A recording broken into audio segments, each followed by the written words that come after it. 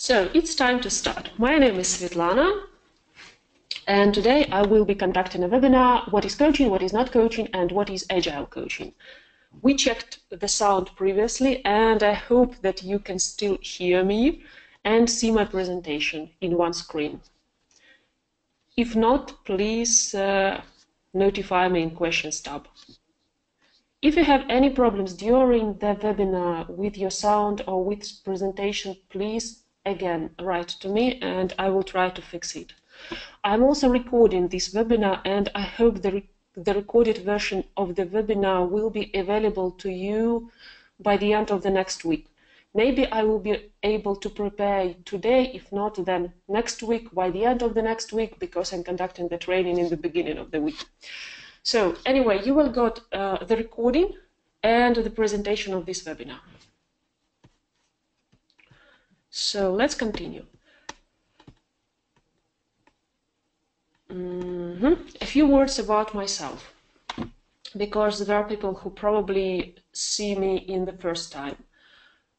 I'm Svetlana and I work at Agile Practice. I'm doing processes transformations within projects and within programs. I'm mostly helping teams to become agile teams by setting up Scrum and doing coaching activities. What is the main information on this slide is that I'm a professional coach. I finished the educational program last year in professional coaching at Ericsson Institute, and I'm also agile coach.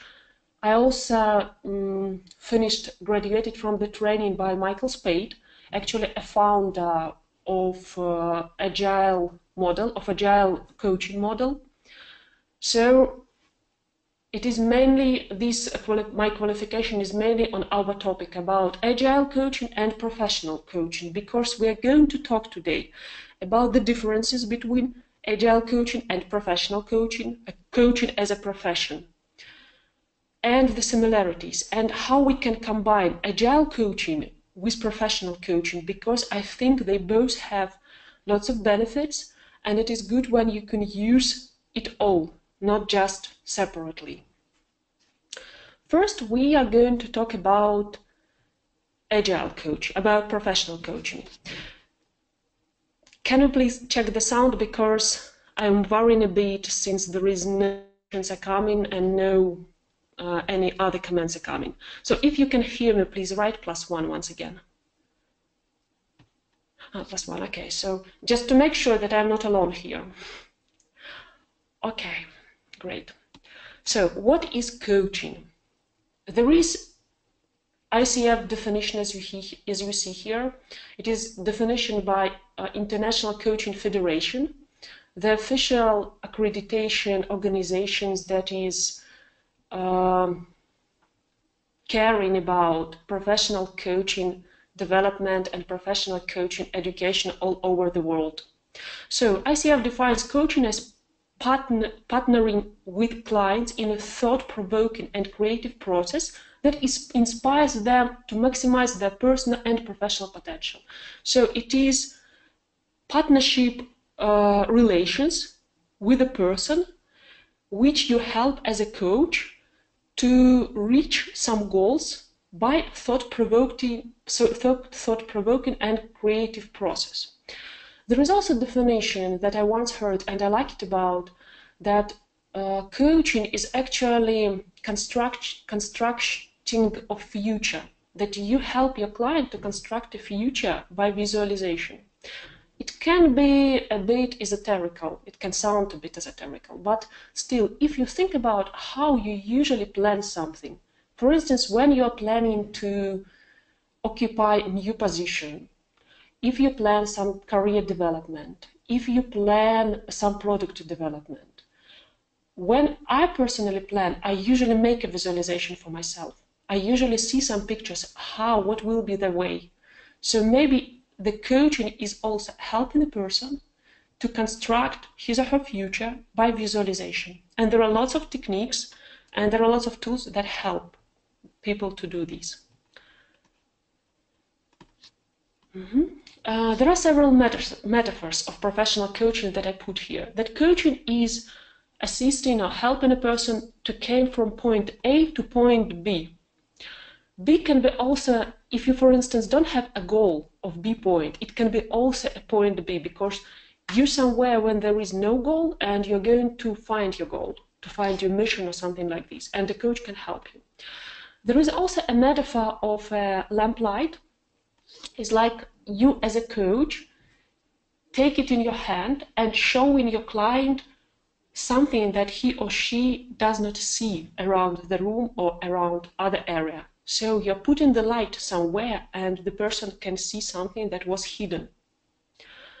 There is also a metaphor, the coach is like a mirror that shows his or her client from different sides, and the client can see he or herself from other angles, from some unusual probably angles, from some hidden angles. So it is all metaphors about coaching. You can take whatever you like. For instance, I personally like this metaphor of rabbit and duck. You can see on this image a rabbit and a duck. And a coach can help you to see different meanings, maybe different ideas about one and the same picture, about one and the same situation, about one and the same case. That's why I like this metaphor most of all. The metaphor of like seeing something which seems to be very familiar, but then seeing it from the different angle. There can also be a metaphor about opening doors, that you can help your client to open different doors that were closed or invisible to him or her.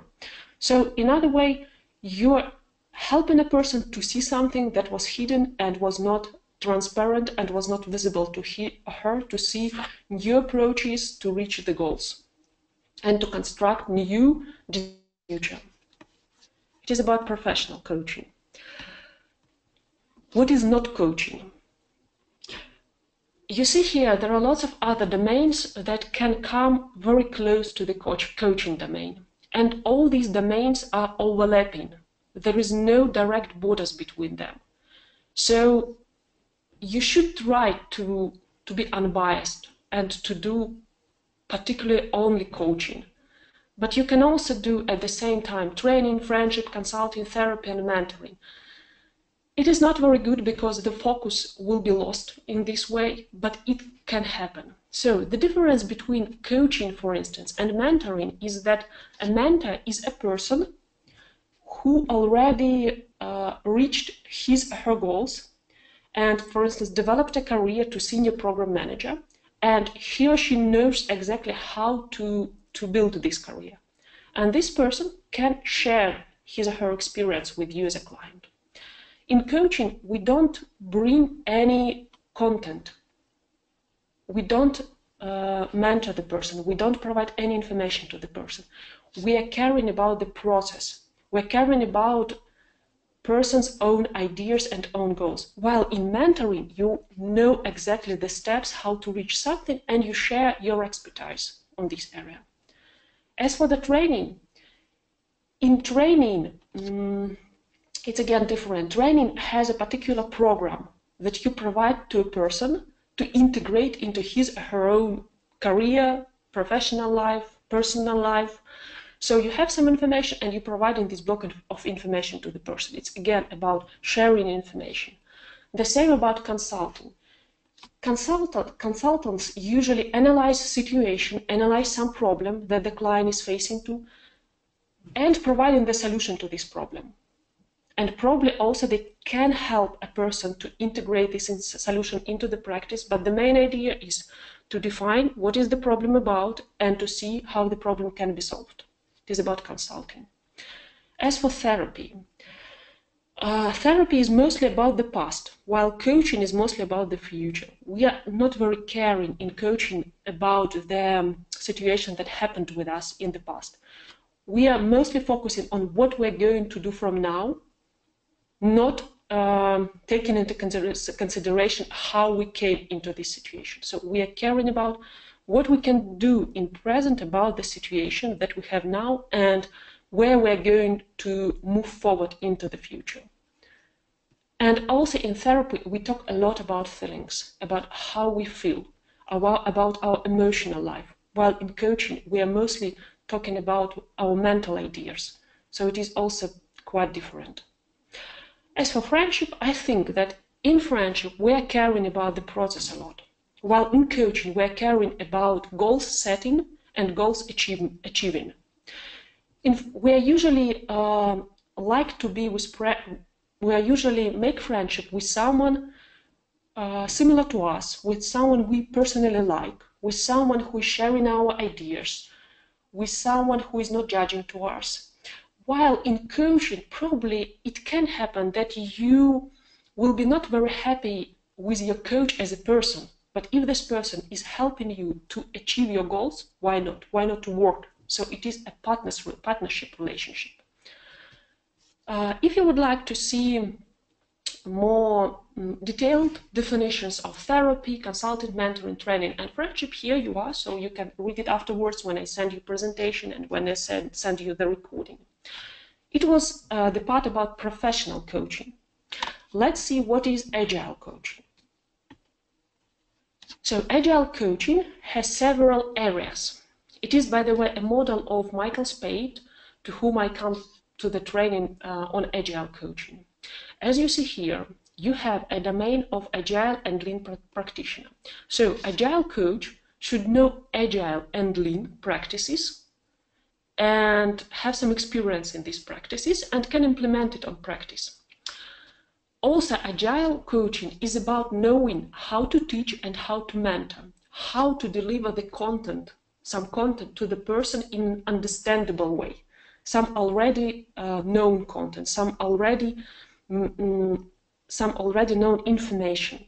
So you're really, as Agile coach, should be skillful in teaching and mentoring of people. For instance, you know how to conduct product backlog refinement sessions, or you know how to play planning poker, or you know how to do bulk estimations, but you also should be able to explain it in an understandable way, to do teaching, on to do mentoring, to provide some examples from your experience, in order the person understand how to do it by him or herself. So Agile coaching is about Agile Lean practices and about content, about delivering content to the person. Mentoring and teaching is also important in Agile coaching. Also, Agile coaching is about process. Agile coach, and you see here, he or she should know what is professional coaching and what is facilitation. Professional coaching and facilitation are mostly about process. You don't bring any content into the person. You don't provide any information on the topic. You are just helping a person to explore something and to get to his or her own understanding of the situation. Here is an example. I usually provide in this example with coaching scale because it makes you to understand better what I mean. For instance, you as a coach present on some meeting with your team, and the team is team members providing some solutions on some project problem, for instance, of late plannings, or for instance, of delayed deliverables of the project. And a person is providing his or her idea, and another person is starting criticizing this idea and saying, oh, it will not going to work, it is a bad idea, let's do something else. You as a coach, you don't bring your own experience here. You as a professional coach, not Agile coach. You can ask this person who is criticizing the previous one, okay, could you please evaluate this idea from 1 to 10, the idea of the first person, and the person can say, okay, it's not a very good idea, I think it is like 5 or 6. Great, then could you add plus 4 or 5 improvements to this idea in order it become 10 out of 10. So if the person evaluated the idea to 6, he or she needs to add 4 new improvements in order the idea become 10 out of 10 and not 6 out of 10. It is how the coach works. I'm not providing the answer to the person. I'm not saying, okay, let's create definition of ready document, for instance, or let's create definition of done document, or let's make pre-demo sessions with our client and not only review session at the end of the sprint. So I'm not providing these ideas. I'm making the process in such a way as a professional coach that the team themselves come up to these ideas. It is how professional coach works. And I think that lots of agile coaches are missing this part of professional coaching and facilitation and work mostly as a consultants. They see the problem and they provide the solution to this problem. While the coaches are living the project, the agile coaches are living the project, and then the team don't know what to do because they are losing expertise, they are losing the expert as an agile coach who's living up their project. So agile coaching is about teaching, mentoring, agile and lean practices, and also about being able to conduct the process, being able to help the team to come up to their own ideas, to their own findings, to their own insights, and to implement it by themselves, not by the coach hands. What is also agile coaching about? It is about technical mastery. It means that agile coach knows the technical part of the business. For instance, agile coach, if he or she works in IT team, has experience either in technical writing, quality assurance, development, code writing, business analysis. So he or she knows exactly the area that some had not only like soft skills like teaching, mentoring, professional facilitation, and not the agile skills, like knowing how to make PBRs, but also have some technical background.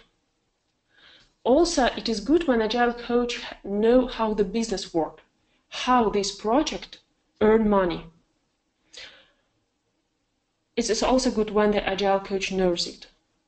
Probably he or she knows some models, how it should be done, or has some expert knowledge, has some good knowledge in the area of the business. For instance, if you work with invest banking, so you know how invest banking are earning money. If you work in some pharmaceutical company, you know how it also earning money, and you know something about the business. It is about agile coaching.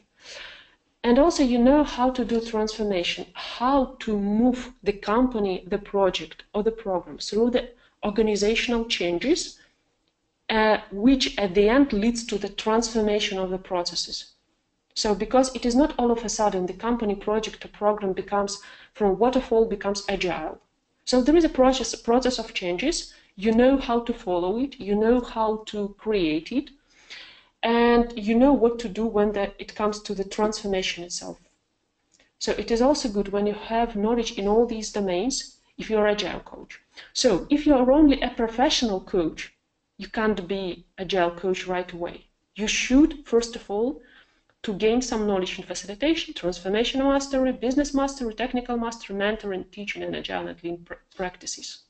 And again, if you're an agile coach, you should know all of this: the domain, the content, the process practices, and the agile and lean practices. If you have any questions, please go ahead. If you would like, if you are fond of some metrics or if you're fond of some radars, you can use some tests that you can create by yourself, that you can check yourself with, or you can check your employees, or you can check some people that you would like to hire in agile competencies, in agile coaching competencies. So for instance, some person can have very good level of agile and lean practices, can know how to teach people. For instance, it is a technical lead and he knows how to teach people, how to mentor people. He's excellent in technical mastery. She or he doesn't know a lot about business mastery and transformation mastery. Some knowledge about facilitation he has because he's conducting some meeting, but not lots of knowledge in professional coaching. So you can create your radar for yourself using some questions. It's up to you what to use here, and to see which areas of improvement you have. For instance, probably this person, if he or she would like to become agile coach, should improve professional coaching skills, transformation mastery skills, first of all, and then facilitation and business mastery skills. So that is what is agile coaching. It was high view of professional coaching and high view on agile coaching. Let's go deeper to the values of the agile coaching and professional coaching. And we have some questions. Okay, let me see. Let me see what questions we have. Do coaching skills knowledge help you in your personal life, not at work only? I mean, if yes, can you please share some examples? Yes, coaching knowledge helps me a lot in personal life. But you see, here is always a problem. For instance, some of my friends, and again, we are going to when different domains are mixturing. Because when I have a friend, and a friend is complaining me to some situation at work, at his work or her work, that he has with her manager or his manager. And as a friend, maybe I am just supposed to listen her or him, say, oh, poor you, I'm with you, your manager is not a very good person, and okay, let's go for a walk, let's go for a drink, so I'm with you. So it is the way usually I expect it to behave like a friend, not a coach. And when you try to start coaching people without being asked transparently about it, it can become a problem, because you are starting coaching a person while a coaching is looking for support from you and not coaching. So you can lose the friends actually, or these people can become angry at you. So it helps me, but usually I ask a person, okay, as you know, I'm a coach, and I can ask you several questions in order you see other aspects of this situation, that maybe your manager is not as dull as you think, is not as stupid as this thing, but your manager sees this from different angle, from different perspective. If you let me, I will ask you questions. If not, okay, let's go for a drink. So see, it is how it works. So if the person allows me, I can talk to a person. But again, there is always a problem with this combining contexts. But I enjoy when my friends, on my advice, come to coaching. Either they go in for some trainings or have professional coaching sessions with a professional coach, not me, and then we can have very constructive dialogues, because these people start understanding the values of discussion and the value of sharing his or her own ideas and able to actively listening. By the way, active listening is a very good coaching skill. But again, if you just actively listen a person,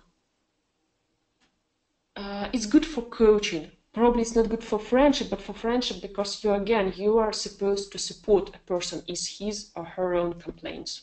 It depends, definitely it depends on the people who are you with, but still it helps me, and also it brings some problems as well.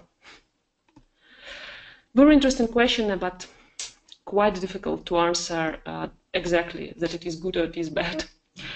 How do you think, what is the best background, QA, BA, dev lead, entrepreneur for Agile coach? From my experience, best of all is when you have some Scrum Master background and you become Agile coach. It is also good. As for the rest, well, again,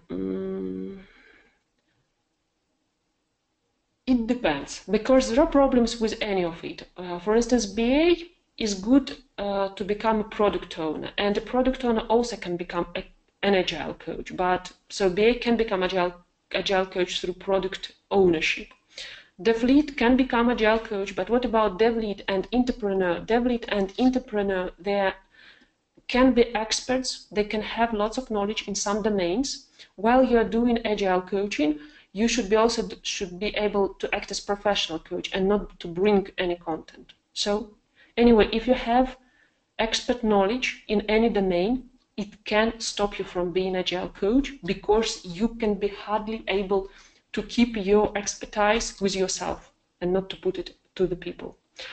As for QA, yes, I see lots of good examples when QA people become Agile coaches, and from my experience, not point of view, but from my experience, there are lots of people from QA who become Scrum Masters and then become Agile coaches. So there is no again right or wrong answer to this, no or yes answer to this. it depends on the person mostly, because there are lots of soft skills that QA, BA, the fleet entrepreneur should have in order to become Agile coach. The most direct way is through Scrum Mastering activities. And we are going forward. We are going to speak about Agile values and professional coaching values. I think that Agile values are well known to you. So there are 4 values. Here it is. Like individuals and interactions over processes and tools, working software over comprehensive documentation, customer collaboration over contract negotiation, and responding to change over following a plan. I think you all know this part of the Agile manifesto, right? And there is also professional coaching values that are based on Milton Erickson's principles. These coaching values I was taught in Erickson Institute, and I'm providing it to you as well. So people are okay as they are.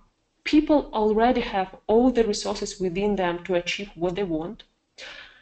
People always make the best choice they can at the particular time. Every behavior has a positive intention from the person point of view who shows this behavior, and change is inevitable. So changes will be happening during the way forward. Here is the combination between Agile and professional coaching. And you can see that there is some similarities. For instance, people are okay as they are, and in Agile coaching you have a value of individuals and interactions over processes and tools. So there is some, like maybe slight, but still there is some interconnection between this value and that value. Change is inevitable, and responding to change over following a plan. It is like exact match. Every behavior has a positive intention. I think it is again about individuals and interactions, and probably it is about client-customer collaboration over contract negotiation. Because when a customer would like us to change the sprint scope, probably he or she has positive intention. People always make the best choices. It's again about people and about interactions and about individuals. The one that I can't find the exact match, the one value that I can find the exact match is like working software or comprehensive documentation. There is no something like this in the professional coaching values, but in general they're most alike. There is some slight similarities. That is why I think professional and agile coaching can be combined and can use the benefits from each other. And I will see you how it can be combined a bit later. I would like to show you some information about why I do coaching, because I sometimes asked about it. For instance, why you decided to become a facilitator, why you decided to become a coach, why you leave the career of the manager and start doing coaching. So here you see my values, like adoption, variety, integration, transformation, transparency. There is also some values that are not very sharing, but these values are usually can be heard in coaching areas, in coaching trainings, like help, happiness, become better, healing, cool. So they're not very about me. Mine is here, and I think that they are very good, in a very good way, connected with both agile coaching and professional coaching. So that's why I think that, and that's why I like and I enjoy doing agile coaching and professional coaching both, because I can reveal, I can make my own internal values to reveal itself into my daily practical life, into my daily professional practical life. So I can put my personal values on practice, and that makes me satisfied about what I am doing. It is also quite important when you're working with your clients to show them how their internal values are revealing and making visible in their life, because otherwise they're achieving something that they probably will not be satisfied when they got it. It is the main idea when the person is achieving something and just ticking it as done, but don't feel any happiness or any satisfaction about it. So when you allow your values to be visible, when you allow your values to be transformed into your actions during your daily life, during your professional life, probably in such a way you will be more satisfied with your life. Question. What meetings should coach attend in a Scrum team? Only planning session or maybe daily meetings as well? Good question. Well, you see, actually there is, in our world, we have agile coaches, that is right. But what is tend to be said during conferences is that Scrum Master should actually be absolutely, how to say, 100% able to coach the team. So actually, Scrum Master should be for the team an agile coach, and there should be no agile coaches as I am. Or these agile coaches should work only with Scrum Master. So there is not obligatory for the agile coach to attend any meeting of the team. But on the other hand, if the team is asking a coach, could you please attend our planning meetings? We have problems with task estimation. We have problems with backlog, sprint backlog creation, or product backlog refinement sessions. So when the coach is directly asked by the team, so the coach can join the meeting and can coach the team during this meeting. I see here, like, again, two problems. That sometimes a coach is assigned to the project or hired to the project by the delivery management, not by the team. And the team actually sees Agile coach as a stranger who is trying to make something with them without their free will. So the first idea about the first step that Agile coach should do is to get the trust of the team. And the team should ask the coach to present on some of the meeting in order to help them. But if we are talking about Scrum Master, if we're talking about Scrum Master as a coach, so the Scrum Master should present on planning meetings, should make sure that PBR meeting took place, should make sure that review meeting took place, should present on retrospective, I think, and should make sure that stand-up meeting took place and the team know where they're progressing. Again, there is no yes or no, black and white. So Scrum Master can observe the team and can notify the team that, for instance, he or she thinks that they are not effective on PBRs, and Scrum Master can say, okay, guys, let me facilitate this meeting for you this time, and let me see, maybe where we will be able to discuss not 5 requirements, or not 1 requirement, but 10 requirements, and to clarify it, to refine it. So usually it is good when you're asked, and in such a way you present on the meeting and bring value to the people. And in such a way they are less resistant to you. But in order they become less resistant, you should gain the trust, and to gain the trust you should be valuable to these people. You should show that you bring value to them in such a way that becoming to trust you and to trust your knowledge in some area. Okay, next. So we talked on a high level about professional coaching and about agile coaching. We also talked about values of agile coaching and professional coaching. As I said, during this webinar, we are going to see the differences of agile and professional coaching and how it can be combined. So on values level, it can be combined, on, I think, and also on this level of the model, of the high view, it also can be combined, because actually professional coaching is a part of agile coaching. So the combination is possible.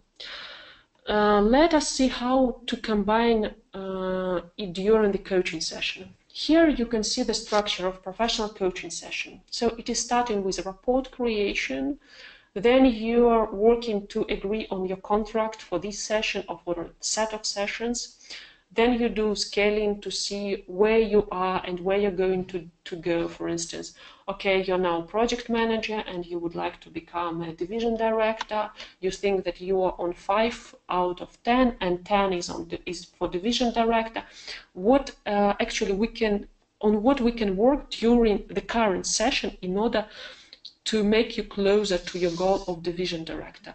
Definitely it can be not only about like 7 or 8, it can be only like on 6.5. So you can just not to do the whole step, but just part of the step during one session. So scaling is necessary.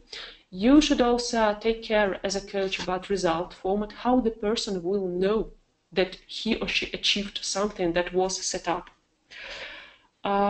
Then you create this experience that I said, like visual constructing of the future. Then you define some actions that will integrate this created experience into real life experience. Then you ask the person about the value of this session. And you can say thank you to the person, and the person can say thank you to you. It is, again, a high-level view of a structure of a professional coaching session. I think that this structure is usually missing in Agile coaching. So we are just seeing the problem and starting solving the problem without asking a person what will be the best result for you, what you think we can realistically achieve during the current session, how you will know that it is achieved something that you are aiming to. We are not integrating the experience into person life. We're just providing advices, and it is for the person. It is for the person to understand how to implement these advices onto the practice. While in professional coaching, you can help a person to make some action items that will help him or her to make the integration. Integration is usually the most important part during education and during coaching as well.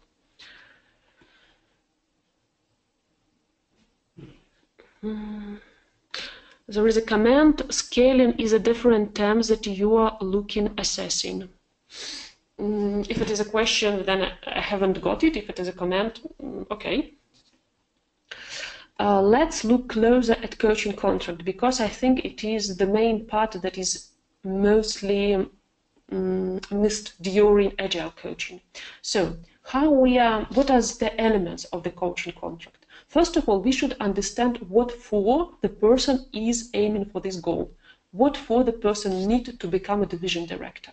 So just to make sure that it is his or her own goal and not his mother's, father's, friends' goals. So we are looking to make sure that it is the person goals. That's why we're asking these questions. What for do you need this?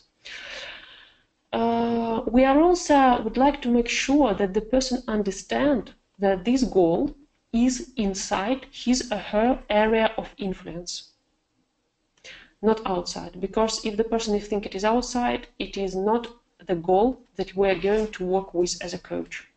We need to make sure that the person knows how to make it inside the area of his or her own influence. We can ask the person, for instance, okay, if you think that your career development is not completely depends on your own, how do you think you can make your career more dependent on your own? How you can think you can develop your own career?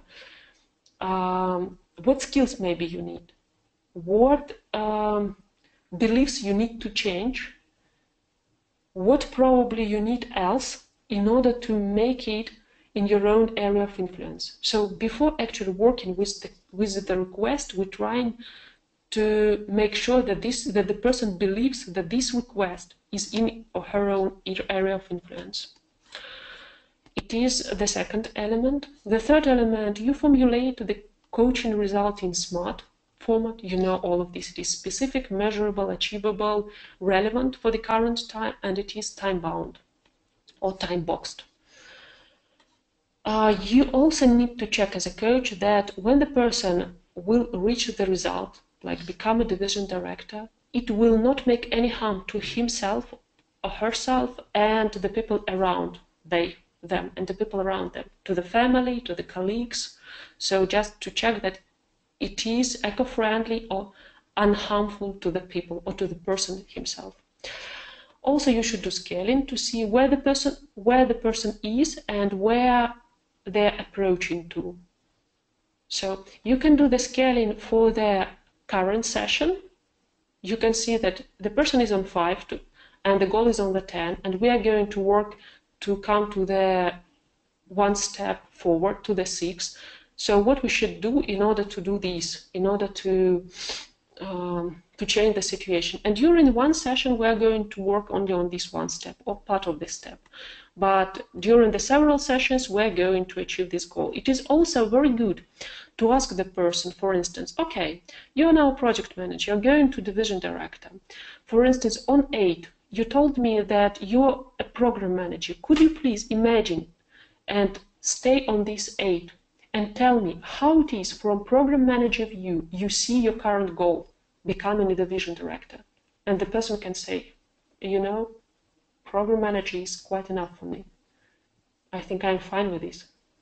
Or for instance, how when you're on 8, you're looking back and seeing you're on 6, what you think about this situation, what you think led you to come into the 8 out of 6. So we're just imagining, again, we're constructing the future, and we're making these lots of games with coaching scale. It is one of the main instruments of coaching, of professional coaching. So it is about coaching contract, one but very important step of the coaching structure. Usually you should be able to make the contract with your client like during 10 minutes, because you have for your session from 50 to 70 minutes. And I sometimes see as professional coaches making the contract during 30 or 40 minutes. So it is very time consuming and stress consuming. So you should be able to make sure what you should do exactly during this 50 or 70 minute slot, and you should spend on it like no more than 10 minutes. It will be a good result, because afterwards you will have lots of time to work to achieve this result during the session. The person should receive something during the session, not afterwards. So we are coming to make a close look on powerful questions. Together with contract creation, powerful questions, it is also a very good instrument of professional coaching.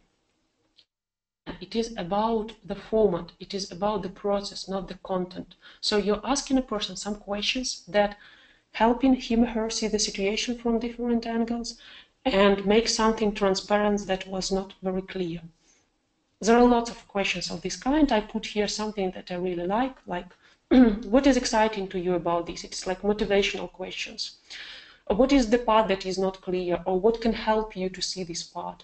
What is the opportunity here, and what is the challenge? Is like making a balancing, because sometimes people see only opportunities and don't see any risks, or in another way, people see only risks and not opportunities. How does this fit with your plans, way of life, values? The person would like to become a manager, but he or she has lots of hobbies and not going to spend time on education programs. So probably it's also very important to ask these questions as well. If you could do it over again, what would you do differently? For instance, the person tried to be a manager but failed some project, and also you need to retrospect about it a bit. What have you tried so far? What do you make of it all? For instance, some Scrum Master or some product owner, business analyst came to you as a coach with some problem, setting this problem to you. So probably before you start answering the exact questions, you can ask the person, so what have you tried so far in order to solve this problem? Have you tried solving it before coming to me? Because the person should also do some job, not looking for a coach to do all the hard work and the dirty work. The coach can help, but again, the professional coach only with the process, the agile coach with the content itself. But the coach is a person who is teaching you how to fish and not giving you fish all the time.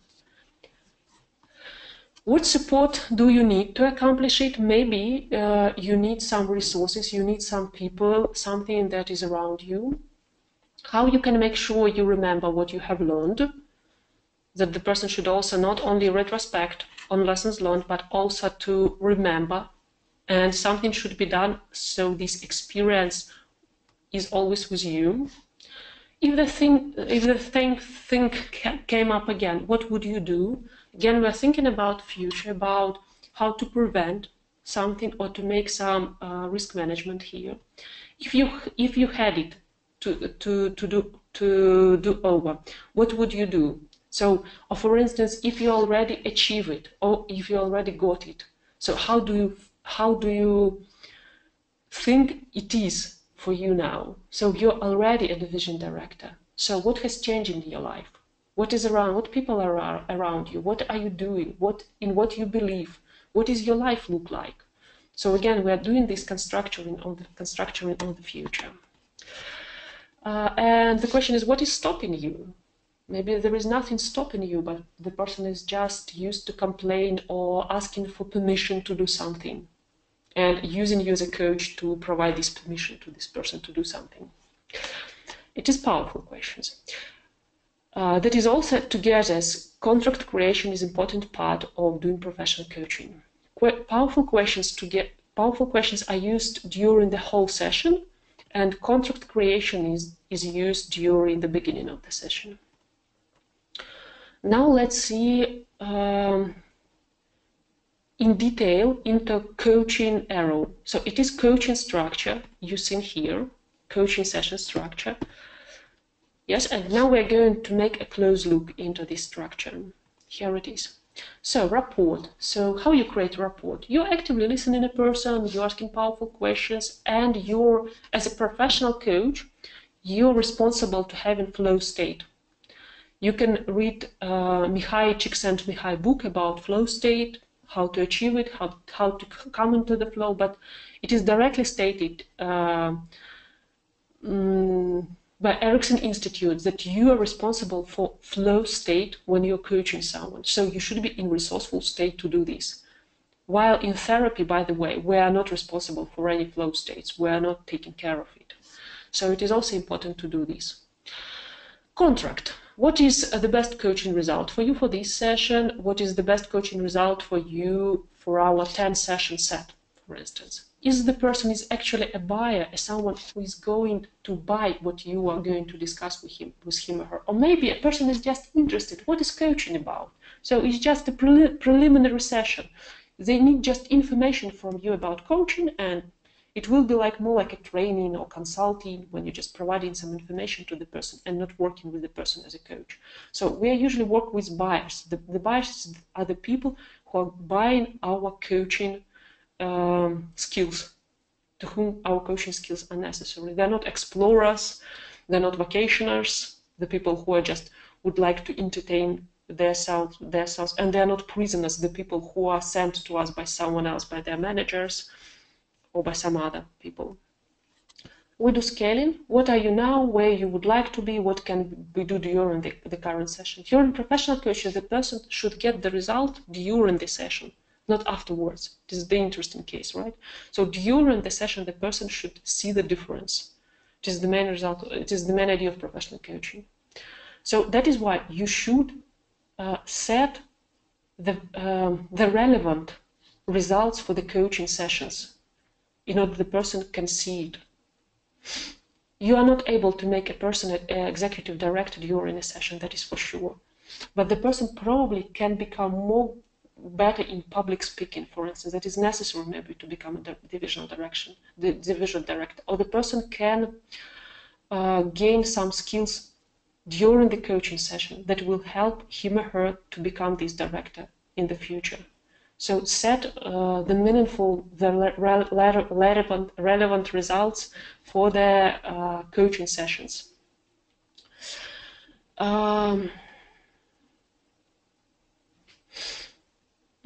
Here I see that my arrows are going the wrong way. So you should first do report, then contract, then scaling. Afterwards, you should do result format. You should formulate the result. It is a positive statement, what it is meant. It is not something I don't want. I don't want to do this boring job. I don't want to be subordinate to someone.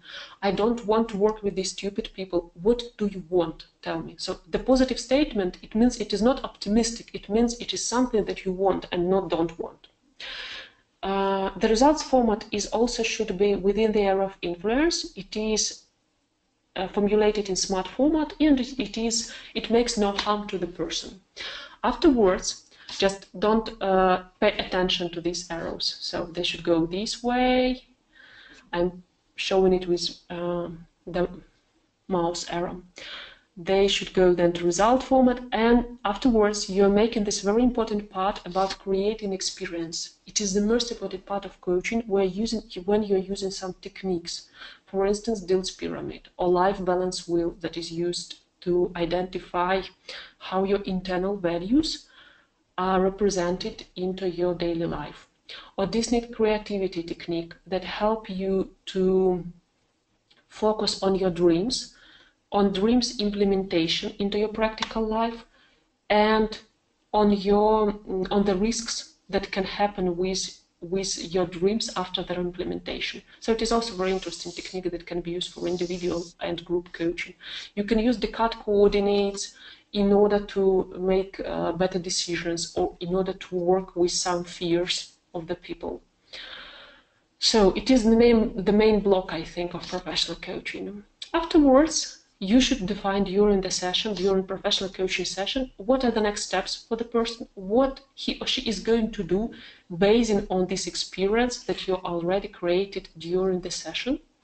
Afterwards, you asking a person in what way this session was valuable to him or her. You say thank you. You can also do check-in. I'm usually not doing it, but you can ask a person, for instance, to call you in a couple of days and to tell how these action items were implemented on practice. Or you can ask a person to write you a note about it. So you can do this check-in, or you cannot do this. Again, up to you, but it is recommended actually to do this check-in. So let us see how professional coaching structure can be combined with agile coaching. And I think it can be done very easily. You should just change the techniques here. So instead of doing like techniques of Dill's pyramid, life balance, Disney, and many other techniques, you can do lean, agile techniques, practices, show it to person how to conduct PBRs. You can make roles and responsibilities workshop here, story mapping. You can do together with the person client, empathy radar. Again, all these techniques, most of them are discussed in my webinars, on my LinkedIn, on my YouTube channel.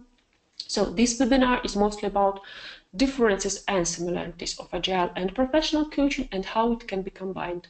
You can also have a look at facilitation techniques. The link is here, and when you got this presentation, you will see this link, and you will see other coaching and facilitation techniques that can be combined into the session. What I think the mistake most agile coaches or scrum masters do, that they start doing coaching session just with these practices. They just start explaining something even without understanding what will be the best result for the person. Yes, the person may complain that the planning meeting is not effective. The person may complain that review session is failed. But before advising something, just ask what you would like to get, how you would like your PBR, your planning session look like in the future. Again, why it is important to you? Do you think it is in your area of influence? What is the exact parameters that your review session took place in a successful way? So again, you're starting with the contract. So it's good when you start with report creation, but if you're working with the people for a year or two, maybe half a year, in most cases you already have report, because you both feel comfortable in the discussion with one another. So start then with the contract. Make these steps. Afterward, provide some information in agile coaching. It is possible. Define together with the person next steps that they do. Ask about the value of the session. Show gratitude, and ask about checking how you're going to check in that action steps were made on the next session or between the sessions with email or with some notes. Here it is about combination. So we had a close look at agile coaching. I'm going just to make a short summary to you. So we talked about in general what is coaching, what is not coaching, what is agile coaching, what values are in professional coaching and what values are in agile coaching, how to combine these values, and how to combine not only these values, but how practically combine these values into professional life, how to combine professional coaching structure with agile coaching, mentoring, consulting, facilitation techniques. Please, if you have any questions on this session, let me know. Okay, so there is a question. Let me read it. How would coaching principles get along with transparent people interaction? Would a certain interaction with certain people be just an opportunity to apply a recipe and test your coaching diploma for achieving a certain goal? Where is the place of real experience and real empathy, you mean, or emphasize with someone? Haven't got a question. Could you please make it maybe a bit shorter, or write me an email and I can make a discussion with you, because I'm not, we have 5 minutes before the end of the webinar. I will not be able to answer it, I think. But about empathy, even if you're not talking about empathy, I had a discussion with one of my colleagues who thinks that empathy is necessary during coaching session, while I was taught on professional coaching education that empathy is not necessary. That is the case. That when you feel exactly as the person feels, it is about empathy. Being able to feel the same feelings as the person feels, being in the same emotional state. How you're going to keep this flow state? So you need to focus on flow state and on the goal where you're going together with your client, not on your feelings, on his or her feelings. Because his or her feelings is their own responsibility, not yours. It's not therapy. But again, if you're not talking about empathy, just ask me this question again, but in email. Some people are saying that the sound is off, but it is just one question, but it's one note of this kind.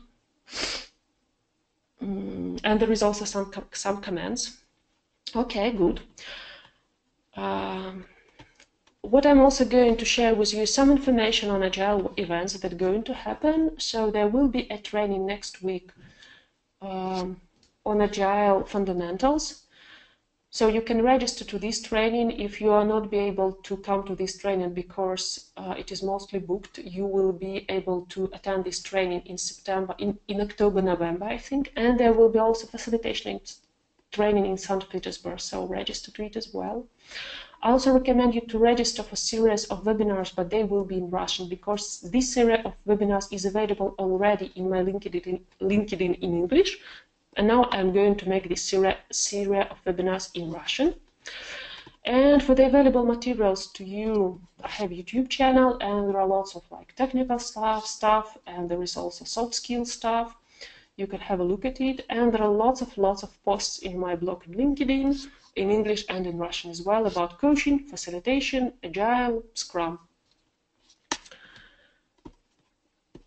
I think I answered most of the questions. I think just one question is left, but please write it to me in email. Thank you a lot for coming to this webinar on Friday, and have a good weekend. See you. Goodbye.